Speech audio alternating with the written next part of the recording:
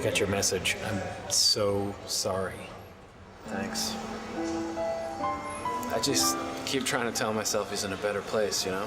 Hey, you know, it's all right to feel sad, but the pain goes away.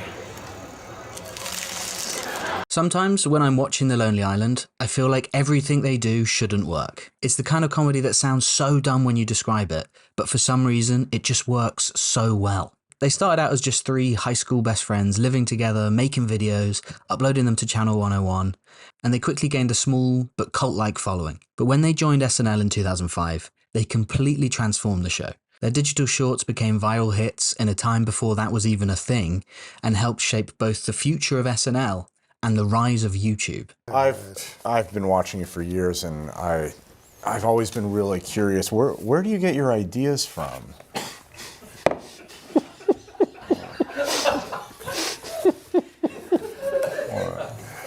I mean, it's the worst possible question, but watching their sketches, I'm always so curious about where they get their ideas from. I feel like their writing process is just a group of friends saying whatever they can to each other to make the others laugh. And that process is what makes their sketches feel so special, and I think is why people connect with them so much, because they feel as though they're a part of some weird internet joke that only they get, and the like 10 million other people that have watched this video. However, at the core of their writing is always a contrast between serious and stupid. So for instance, they'll often take a genre that's super dramatic or serious, like an action movie or a murder mystery or a reality TV show, and then they just make it as dumb as possible. And even though they come off as just like 3 goofy guys messing around, they're also comedians who are obsessed with craft, and on top of that, they're surprisingly great musicians, and Akiva is a genuinely talented director. So yeah, as much as this ruins the joke, I wanted to have a look at the fundamentals of sketch and improv structure that runs underneath a lot of their sketches. In sketch writing, the game is the central comedic idea of a scene. It's a weird behaviour or thing about this world that can be explored and heightened. Most Lonely Island sketches establish the game within the first 20 seconds. What's this all about? We're hearing a lot of rumors about layoffs. Yeah, I got an email that freaked me out a little. Yeah, well, there are going to be some serious changes starting tomorrow. How serious are we talking here? I'm hearing they might be shutting down whole departments. I knew it. I knew it. Once they've found the game, they heighten it. Tom, what about us? Are we going to lose our jobs? I don't know, Lisa. That means taking the idea and pushing it to its logical or illogical extreme. Are you eating those cookies? Yes, is there a problem? Well, they're prototypes from the Dolcalex Corporation. They're not cookies at all. They're stool softeners. I have a question. What's closer, the men's room or the ladies' room? Okay, get out of his way. Excuse me, Get out of his way. No, you white. Let's take people getting punched just before eating. Such a great name for a sketch. The game is pretty simply people getting punched right before eating.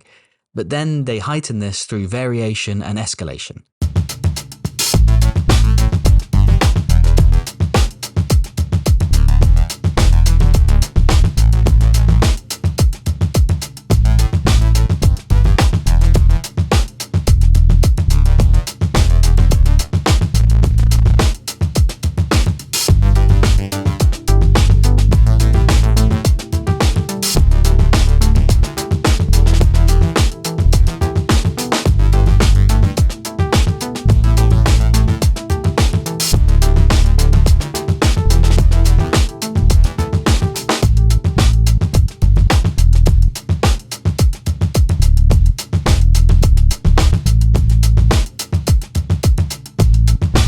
Just when you think they've hit a peak, they'll often take a turn, add a new twist or a new beat that resets the rhythm and surprises you again.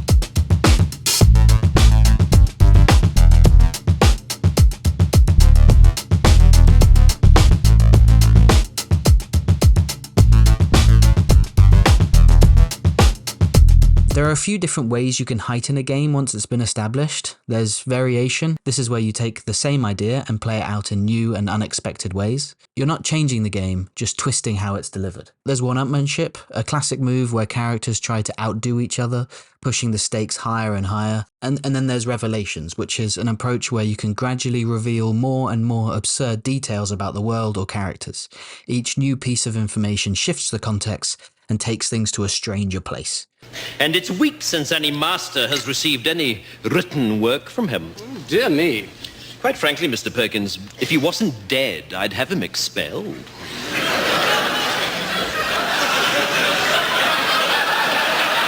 Beg your pardon? Yes, expelled. He's dead. Yes, he's lying up there in sick bay now, stiff as a board and bright green. And this is, I fear, typical of his current attitude. There are plenty of other ways to heighten, but these three give you a solid foundation. Once your game is clear, the key is to find smart, weird, dumb ways to escalate it without breaking the logic that you've set up. The thing is, a lot of sketches, especially Lonely Island sketches, don't just have one game that they're playing out. They're able to layer multiple games and sub-games and character games into one sketch. The main game is, as it sounds, the main absurd premise. Like in Laser Cats, it's them finding fun, lo-fi ways to replicate sci-fi tropes. Here you go. Oh, wait, I forgot. You don't use laser cats anymore. The character game is how the characters behave, like what weird things that they'll say and do. In Laser Cats, it's Bill and Andy acting in this terrible lo-fi short, but trying to sell the drama as seriously as possible. Kenny! And then there's the sub-game, which is another more subtle game that is also being played out throughout the sketch. In Laser Cats, the sub-game is Lorne's reaction to Bill and Andy showing him their film. So, what do you think? Get out. Okay, sounds good. Even when the Lonely Island are playing with really simple, silly ideas, like Andy popping into frame, they're still applying solid sketch principles. In this clip, Akiva talks about how, without even realizing it, they were building a visual game using repetition, rhythm, and heightening. And what's cool is he also reflects on how they could have pushed it even further, and it's a great example of how structure and comedic craft are still at play, even in something that seems totally stupid and absurd.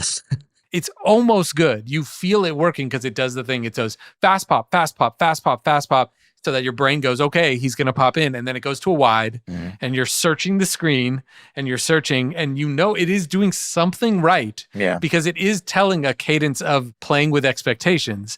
And then he pops in somewhere and you're like, okay, it's teaching me a game visually. And when Forte comes in, I'm like, okay. And they're heightening and that really works. And then I'm like, okay, if they've got another Forte up their sleeve, I'm going to be with this because it's like doing every variation on a theme. If it had heightened after that, I think I would have liked it a lot more. Another sketch that shows the Lonely Island's understanding of pacing is Hero Song.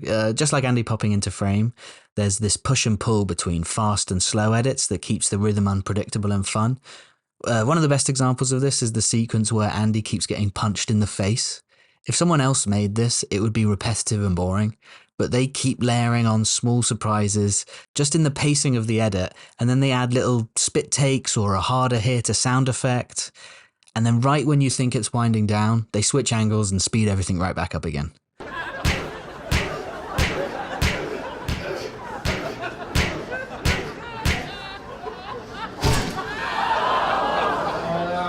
Akiva Schaffer directed a lot of their sketches, and he said that their sketches were heavily inspired by the films and genres that they grew up watching. A common joke in sketch comedy is to have actors deliver silly, comedic premises in the most serious, dramatic way possible, and the more seriously they take the silliness, the funnier it is. And I feel like Akiva applies this to the direction and editing of their sketches too. The more seriously they treated the camera work, lighting, and editing, the funnier the stupid ideas became.